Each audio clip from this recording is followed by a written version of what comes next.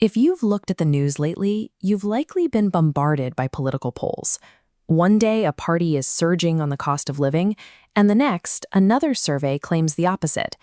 Mainstream news outlets often report these conflicting numbers as neutral facts, presenting them as equally valid snapshots of what voters are thinking. But this confusion is often the result of a coordinated pipeline where lobby groups fund specific narratives to obscure the truth. The Maori Green Lantern, an independent platform tracking political data, points out that treating bad data and good data with the same blanket suspicion helps those in power. When voters give up on the numbers, it protects politicians from facing accountability for their actual track records. To survive this environment, we have to recognize a loaded poll when it's disguised as breaking news. To see how manufactured data operates, we can perform an autopsy on a recent survey, the Curia Taxpayers Union poll. Evaluating the credibility of this data starts with the relationship between the researcher and the funder.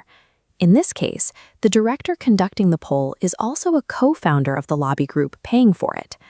Then there is the matter of the disappearing respondents. When voters say they are undecided or refuse to answer, those voices are stripped from the published headline. In this survey, 10.6% of the people asked simply vanished from the final percentage. In terms of Tikanga, this is like recording a unanimous decision at a hui after quietly locking 1 in 10 whānau members out of the room. The outcome looks solid, but it's completely artificial. This specific pollster also carries a formally upheld complaint from the Research Association of New Zealand for breaching accepted research principles.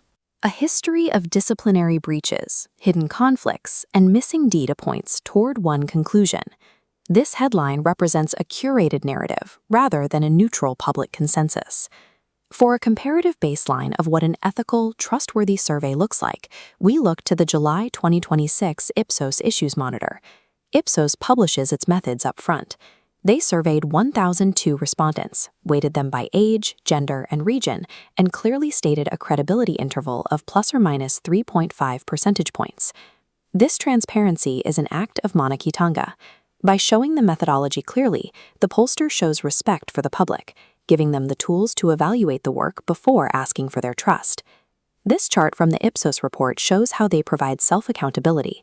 Instead of only delivering headlines that favor those in power, they track the government's own performance rating right alongside their other findings. When a poll operates with this level of methodological transparency, the resulting data provides a reliable window into the truth. So, what does the transparent data actually reveal about the current government standing? Looking at the far right of this chart, public assessment of the government's performance has continued to slide over the last 6 months, sitting at a rating of 4.1 out of 10.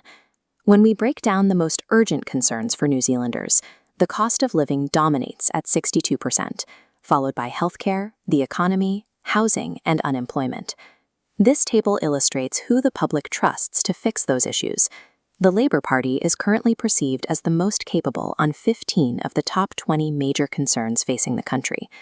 Rejecting manipulated data and supporting transparent truth-tellers is a modern act of rangatiratanga, exercising the power to determine our own reality rather than letting lobby groups curate it for us.